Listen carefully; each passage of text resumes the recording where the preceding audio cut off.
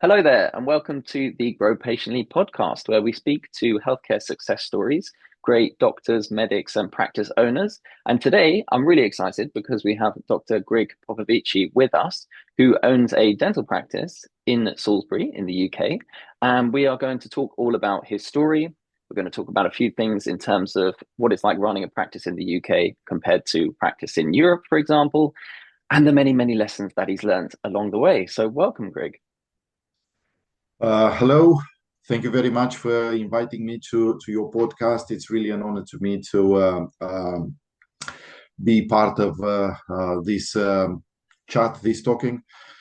I Yes, you mentioned something there, successful.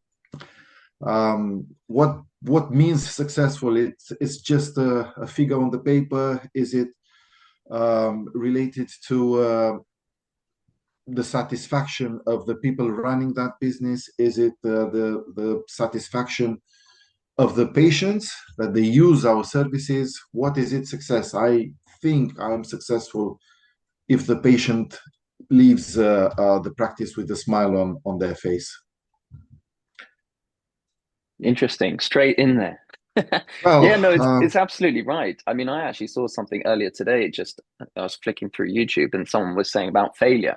Interesting idea, a bit like what you've just said, that ultimately failure is just a line in the sand that you draw yourself to say, okay, that's something I didn't achieve. And I guess it's the same with success. But yeah, that's interesting what you say about patient satisfaction. Number one primary thing. Would you say that that's what's underpinned everything that you've done? well, I think that's our purpose there, to serve the community, to offer the best we can, to fulfill their expectations as much as it is possible, and as much as we can with the technology we have and we've achieved till this point. And probably for me, success means when the patients that are happy with our service, they recommend some other patients. The neighbors are coming to see us, friends, relatives, and sometimes, surprisingly or not, there are people coming from quite far away, in my opinion, to us just because they heard and they've been told by their friends that here there's a dentist who cares about, and who, um, obviously, it's you know has all sort of empathy, and they try hard to understand their needs, to understand what they want, what they wish, and talk to them.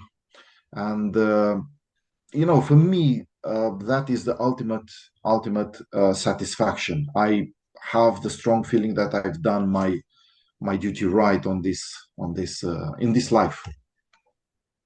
I love it. Yeah, I love what I'm doing. that's always nice to hear.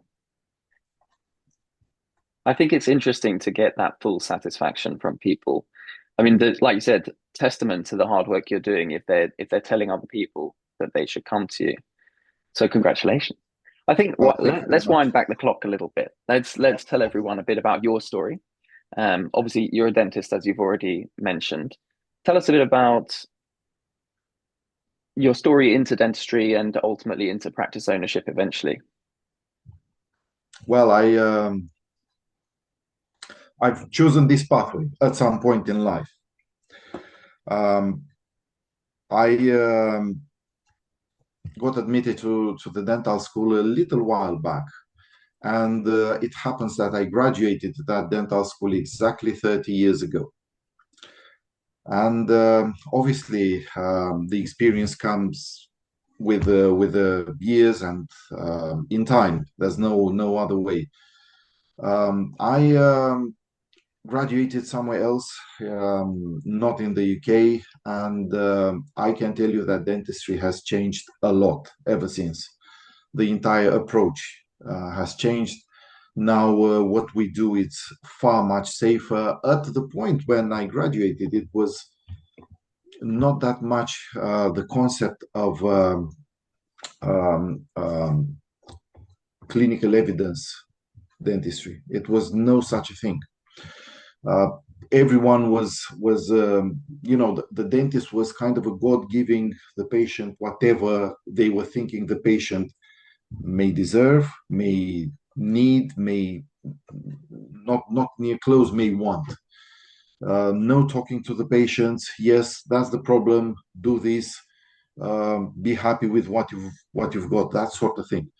Lately, that has changed a lot. The human factor got into this equation, and we first of all we introduced that clinically evidence based dentistry, which I think is the right way in dentistry, as well as in medicine. Then the materials, the dental materials have changed as a new material was coming in, was introduced. It could have changed a whole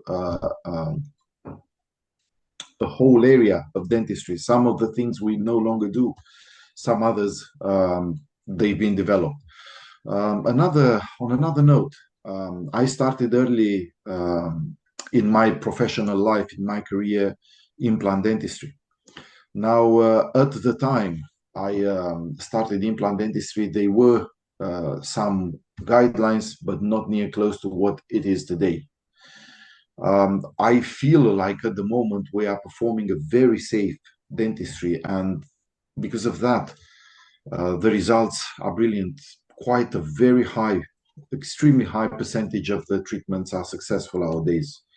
I can say in implant dentistry, we are proud to say that over 99% success, just because we work as we worked today. It's a very safe environment.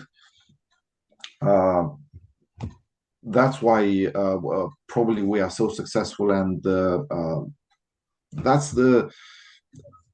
this is our growth is based on. It's interesting that you say before there was less of a focus on empathy. I mean, I can imagine it. You know, you go to the authority figure, they're wearing the white coat. You say, I've got this problem. They say, this is going to solve it. You must do this. And it seems that everything's changed. I think that must be interesting for someone like you, who seems a very empathic person, very empathetic, and a human, shall we say, someone who builds relationships. So how did that change impact, the way that you ran your career and your business? Did you feel like it was a more natural state for you to be in, and you were able to lean into that?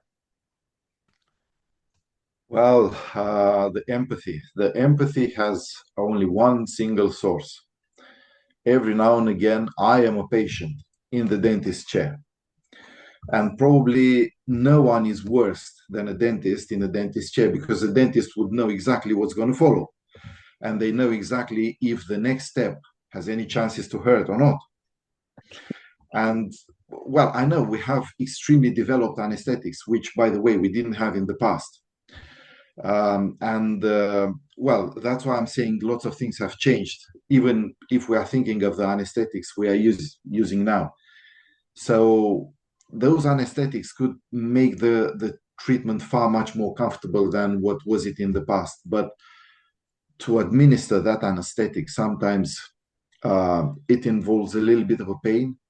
And this is something that I don't, and I'm trying to avoid to offer to my patients. I don't want to offer my patients pain. And that's why I'm trying to be as careful as I can until the numbness is installed and I can work really well and without giving any pain to the patient.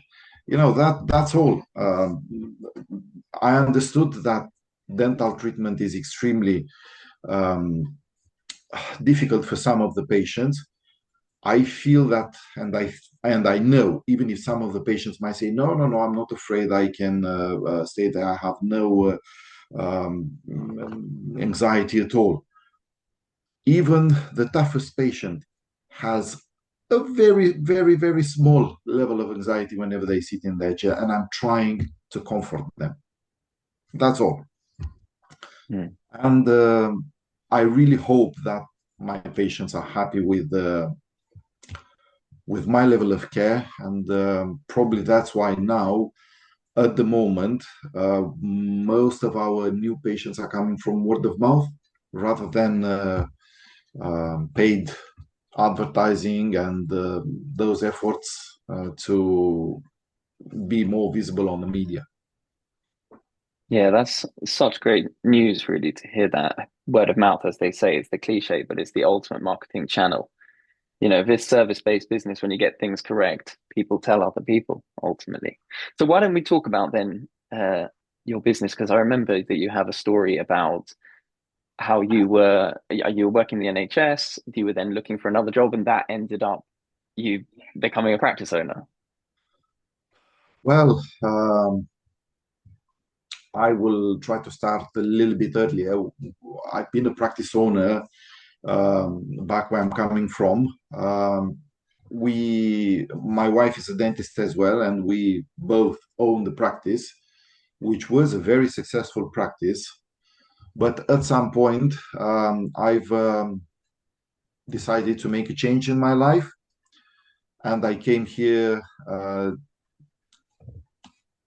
I came here in the UK initially with a contract with one of those big corporates. I wouldn't say it was very easy to start with because the system was very different to what was it back in the days. NHS system was very different, but my experience accumulated during the years helped me to get a fantastic relationship with my patients, to be successful there. I've spent a number of years in the NHS.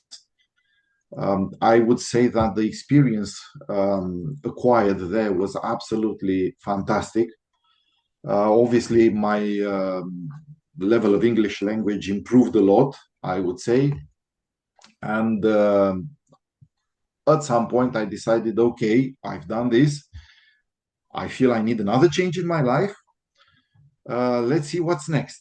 And next, suddenly, a practice which, well, it is a small practice compared to others, came up on the market as being for sale.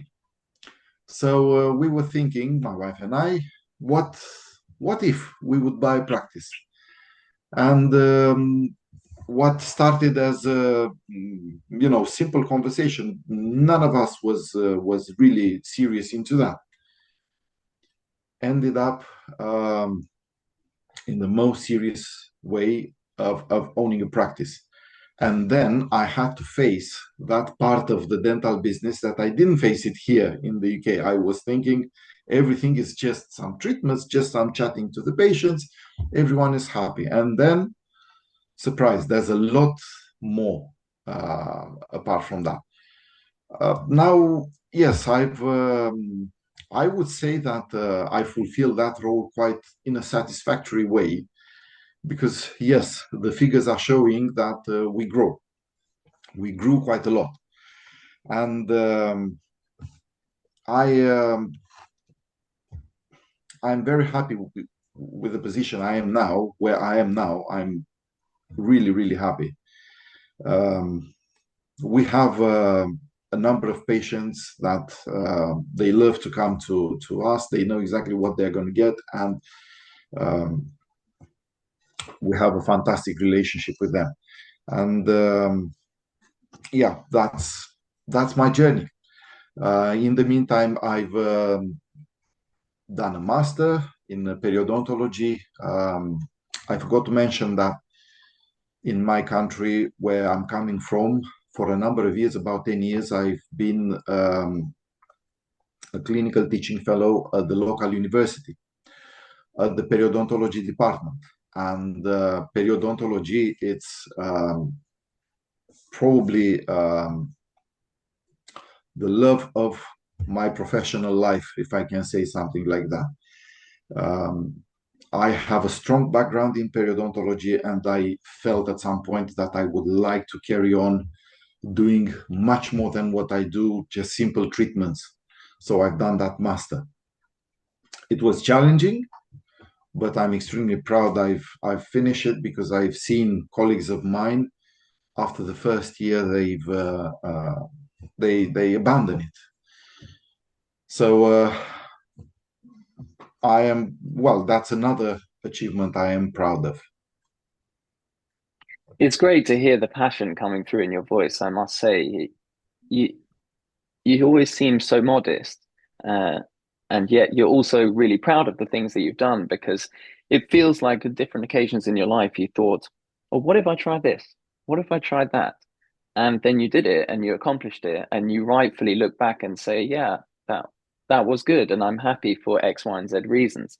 Which I think the real exciting part is that those reasons typically are linked to the passion for the craft, for the art, the Yeah. industry, and also your passion for your patients, and the feeling that you get from doing great work with them. It's really interesting to hear. I'd love to hear more about what the differences are for people who are listening, perhaps about perhaps running a business abroad or outside of the UK and running a business in the UK, and what that was like. Perhaps maybe what we can learn in the UK from others, or what others can learn from what you've done. Well, let's not forget that I've left that country over 15 years ago. And to my knowledge, talking to friends, to former colleagues, I can tell you that things have changed massively. It's a country, member of your European Union, and as a member of the country of European Union, things have changed massively. Um, I would say the direction they go towards to, it's more or less the same as this one here.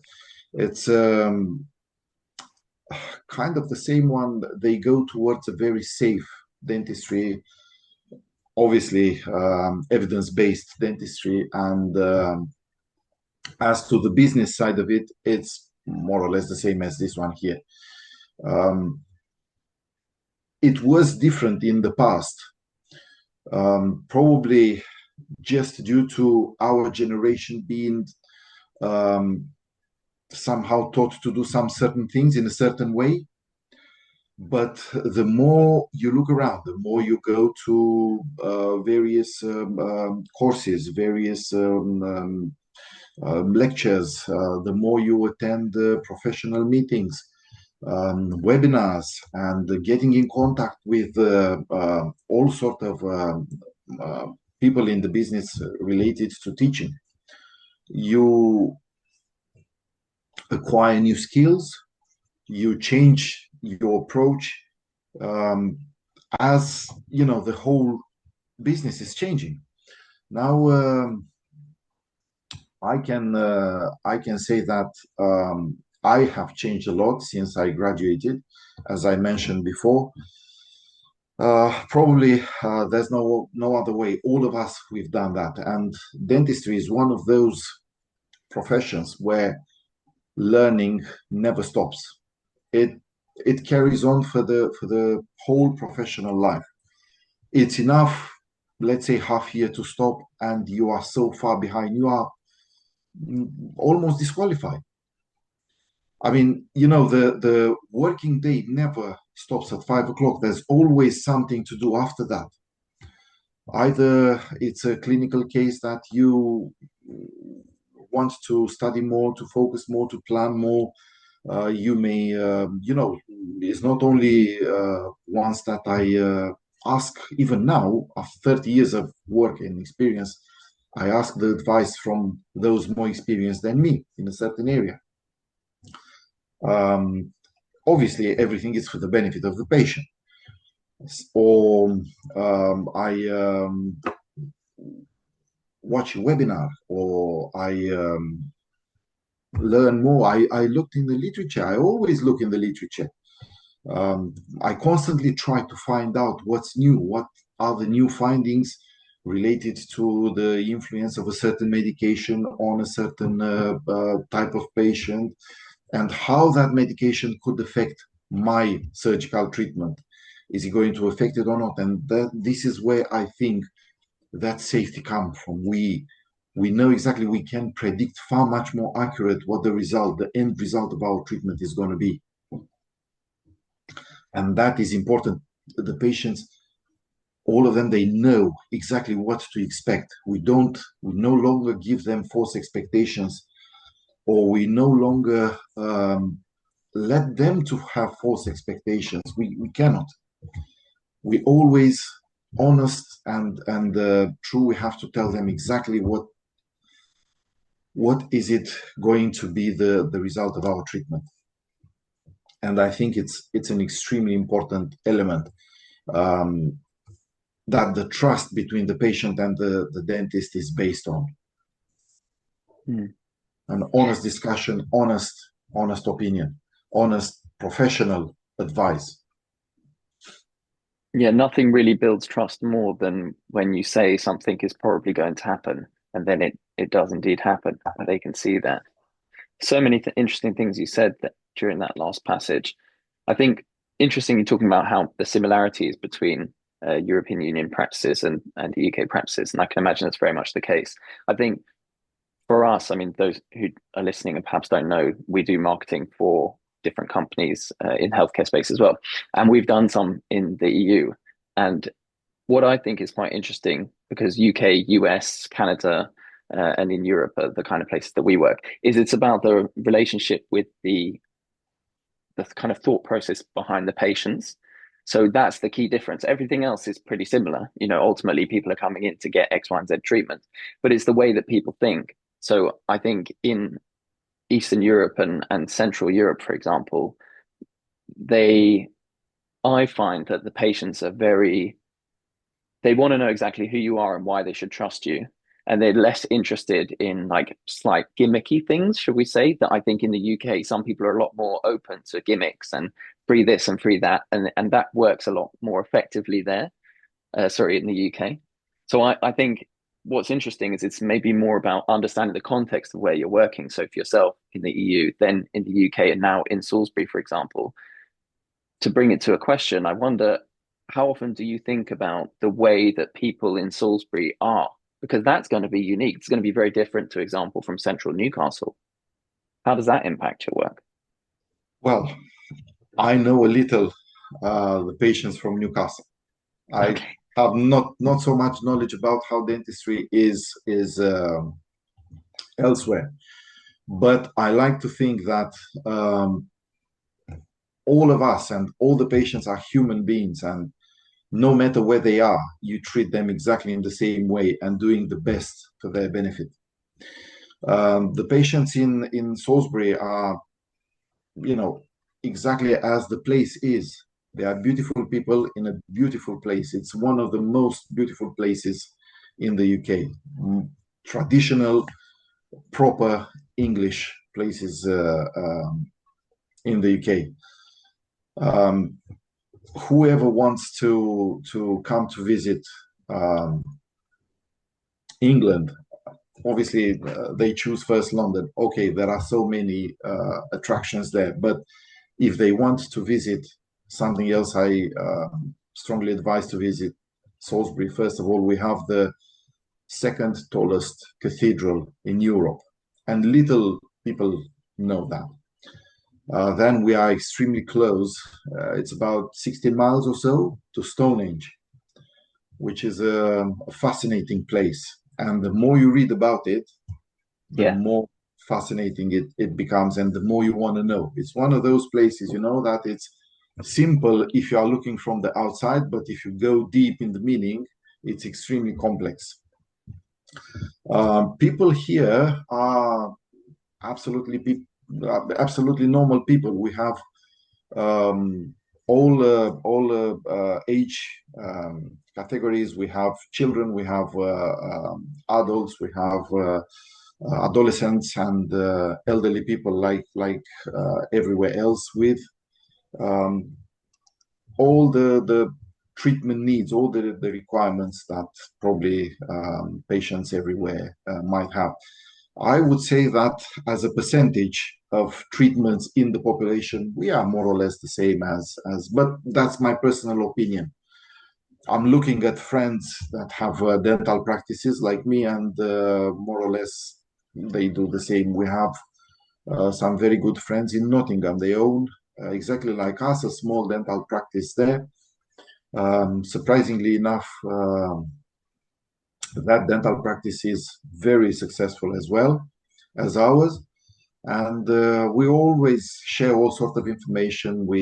Information related to type of treatments. He's got the same interest as me in implant dentistry, and we go together to various courses. We share experience related to some certain type of treatments, and obviously always in an extremely constructive way. I feel that these sort of communications in between the dentists, um, letting abandoning, let's say, all those egos that sometimes it does exist, and they do exist, and they are more or less noticeable. Look what sort of treatment I've done. All right, you know that sort of thing. We share our experience on in the most constructive way. We are not competitors, we are colleagues, and everything is for the benefit of the patient. You mentioned something at some point. Yes, I am empathetic with the patients. I love offering them what I do offer them. I hate giving them pain, and I think that this is what makes us successful. I've never persuaded figures and that sort of obviously I've had advices from various people, professional people, saying, look, if you do this you will be able to grow 3%. If you do another thing it will be another 2%. Yes. After I've left that room I forgot about it, and I've done what I knew best to do. And probably we've lost a small percentage, but I think we've earned something fantastic, and it's the trust of our patients. It goes back to quantifying success, like you said right at the beginning. You know, speaking from my experience, when you see an extra number that you've achieved, okay, it's something that you set as a goal, maybe, or it's something that you need to review. But it definitely doesn't give you the same feeling as when someone gives you a call saying, I spoke to so and so, they said over the last 2 years that you've done X, Y, and Z with them. So I want to come and chat to you about it. Or, you have a call with someone where they say, we've really achieved ABC thanks to you. And that's far greater satisfaction, I think, than seeing a zero or a whatever, I think.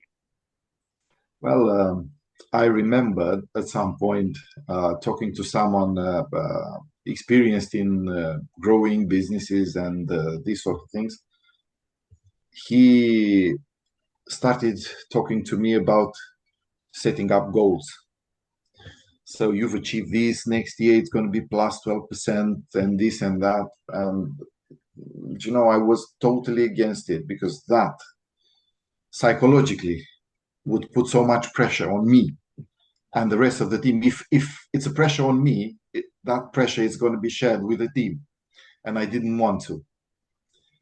I thought that we are good where we were at the time, and so far, my intuition, I think it worked reasonably well given the circumstances. I thought you were maybe going to say, I thought it wasn't a good idea, but then I did it and it was great. But actually, you've said, no, no, I don't do it.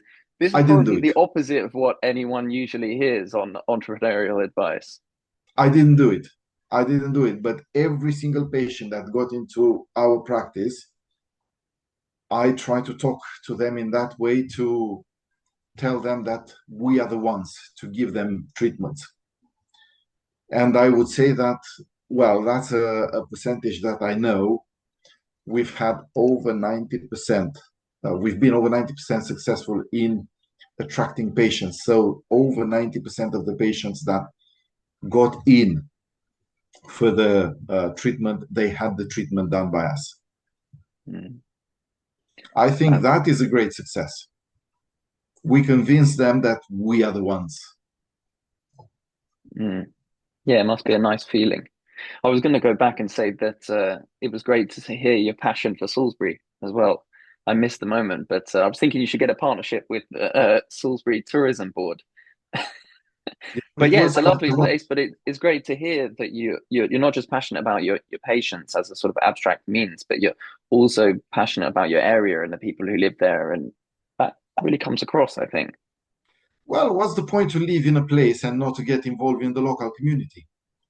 Mm. I think it's something fantastic, and you get to know the people. This is how you get to know the people, and this is how the people get to know you, who you are, where you're coming from, what's on your mind, what sort of interest you have to the community, and ultimately what you have to offer to the community. It's not only about taking; it's about giving as well.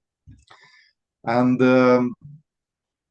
I've tried to get involved as much as the time allowed me in all sort of activities here, all sorts of um, organizations, and well, including charities and and such. And I would say that it was another quite satisfactory area. And this is how I got to know places and people. Um, I would say it's a fantastic place, and some people ask me at some point, why don't you leave? Why don't you go London? London, it's the place to be. London. Well, I like the countryside a lot. It's quiet, it's peaceful. Probably it's something I need after a stressful day at work. And I will tell you another interesting aspect. Almost everything here in Salisbury is within walking distance. I don't use my car to commute to my working place. I walk, and that is something fantastic. Even if it's a rainy day, it's a joy after a stressful day at work to walk home. 10, Mm. 15 minutes. It's a completely, it's a way of disconnecting from, I disconnect myself from the, you know, business, work, All that adrenaline. home, everything. And I have some other ways of disconnecting myself from the professional and family life. And but we'll talk about that probably in some other podcast time. And yeah, but Yeah, I yeah, mean, I'm a big fan of the that's countryside. You also get the four seasons. We don't really get that in London. When I used to live in the countryside, I loved that you had the mist in certain times in the morning. You had lambing season. You had the leaves coming off, changing color. These were things that you actually recognized, as opposed to in London, which is either grey or blue white. we really have just across the street. There's one of the most fantastic gardens in the parks in Salisbury. It's big. Everyone comes here to walk their dog. Um, I get to know plenty of neighbors walking their dogs in the park just by walking our dog in the park. And exactly as you said, that reminds me that the most fantastic photos I've taken, they were on those winter or late autumn cold um, mornings, very early mornings, when the sun just starts rising. It's an absolutely fantastic, beautiful atmosphere. That cold air, Mm, and everything is still green apart from some leaves. It's a um, fantastic place. I'm not quite sure I would have in London something like this. Who knows? There are it's some, different. but depending on where you are living and when we are so fortunate here. The shopping area is in walking distance. The work is within walking distance. The park where we walk is within walking distance. What else could we want more? We have Mm. beautiful friends, beautiful neighbors. We are fortunate enough to have lovely neighbors. That's always nice. Yeah. It's really interesting to hear you talking about your community like that because I think one of the things I speak about quite a lot with, at least with dental practice owners and other like local practice owners, is that it seems that people used to really be a pillar of the community, I call it. A bit like the police used to be. You would know your local policeman, for example, or police officer. Um, but things seem to have moved a little bit, and there's become a bit more of a disconnect that you sort of jump around your dentist, or you jump around your physio, or you jump around your different osteopaths. And actually, people like these elements of community. And from a business standpoint, it's a great way for you to actually get to know more people, just like you've mentioned. You can become a part of your community and get to know everyone. You get to know all the different teachers, you get to know the other business owners, and you offer something to them, they will come to you anyway. And if you like them, that will make your practice really great because you'll be working with people you like. Well, yes, it's true. And as I said, we always try to get involved into the local community, into their projects, into and help as much as we could. Um, we know all our neighbors. We have a fantastic relationship with them, and that is visible through many small little activities we do together. Um, it's a fantastic community we have here. I think it's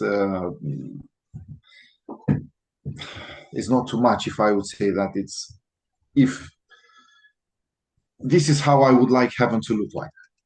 Mm, that's a lovely thing. Well, what a nice sentiment to sort of round things off a little bit. Maybe I'll leave with one last question, which is for people who are listening. Perhaps we've got younger people who are looking at a healthcare career. You've got people who are looking into setting up a healthcare business, or you have people who are deep into a healthcare business. I wanted to ask you what's one piece of advice you'd give them, but maybe I'll give you a slight curveball, which would be, what's the big mistake that you've made that you would offer to guide someone to make sure that they don't have to make that mistake? We all make mistakes all the time. What could you help them with? Well, that's very difficult, to use an example of a mistake as um, part of an advice. We all do mistakes, and probably the biggest mistake I've done in my early years was not to listen to the patient, to what they have to say. Mhm. Communication is the key. Communication in between all people, it's the key, between the patient and the dentist, between um, neighbors, between always things could get sorted if there is something by communicating. We have this gift as humans to be able to express our feelings, to express our insatisfactions with words. I think we should use them more in the good way, obviously. Um, Whoever wants to persuade this career, I cannot say anything else but just work hard, do it, and the satisfaction is going to come. Don't persuade the success necessarily. If you do the things right, the success is going to come no matter what. If you are nice to the people are going to be nice to you. It's clearly a reciprocal sort of relationship always. Of course, work smart.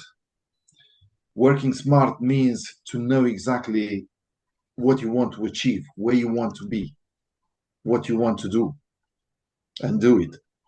We've had along the years various people, various young people, just in the beginning of that time when they had to choose a way in life. We've had them coming over for a how is it called, work experience, and I tried always to show them the beauty of this profession without hiding sometimes the difficulties. Every profession has its own difficulties. There is no profession that it's going to be where everything is going to run smooth. No, no such a thing. And it's a hard work. And behind every successful person on this earth, it's it's a hard work, it's a lot of time, many hours spent of hard work, but the satisfaction is going to be accordingly. I mean, probably every day I'm satisfied when I show the mirror, I give the mirror to the patient, and the patient looks in the mirror and says, wow, what a result. That's my satisfaction. That helps me to keep going. I all of us, we need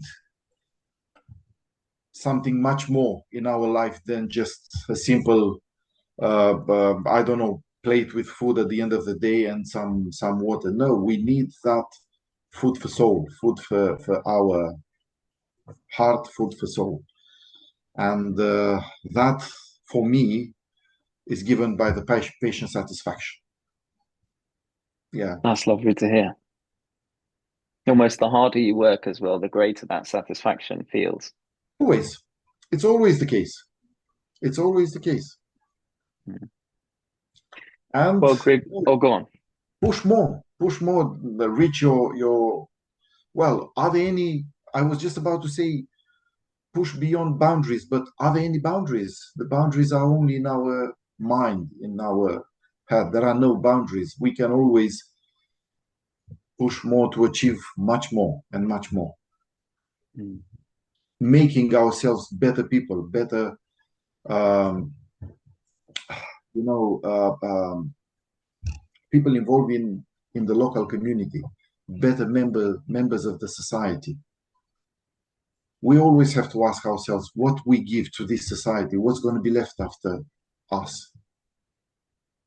Did I do something noticeable or not? And you know, keep searching, keep doing it. Yeah, funnily enough, after summer, just a few days ago, really, in my book that I have here, I have a heading that just says, how can I do more good for more people? That was what I'd asked myself. It's something that we should ask every now and again. Yeah, We should ask ourselves, yeah. I think so. Well, Greg, thank you so much. I mean, I personally have really enjoyed this conversation. It's been great meeting you and learning about all of the different thoughts you have around dentistry and your passion for your patients, which has really, really come across. So I hope the listeners that you've enjoyed this and you've taken some interesting points away for you. Uh, I feel like I should say that seeing as this is a YouTube channel, if that's where you're watching it, please do subscribe and like it. And if you have some friends who you think might benefit from this, feel free to share. That would be great support for us. Why not? But more importantly, I hope you've enjoyed it. I hope it's been useful for you. I've certainly enjoyed it. And Greg, thank you so much. You're the reason why we're enjoying it. Thank you so much for inviting me to your podcast. Thank you very much for giving me the possibility to and the opportunity to talk about my inner thoughts, my feelings, and my passion.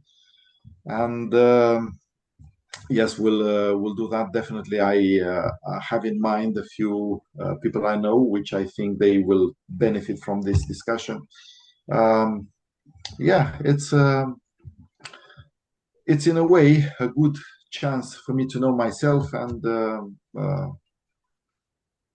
it was absolutely fantastic to talk to you. Oh, bless you, Greg. Thank you so much. Well, let's Thank you leave very it much there. indeed. See you next time, everyone who's listening. Thank you. Thank you. Thank you.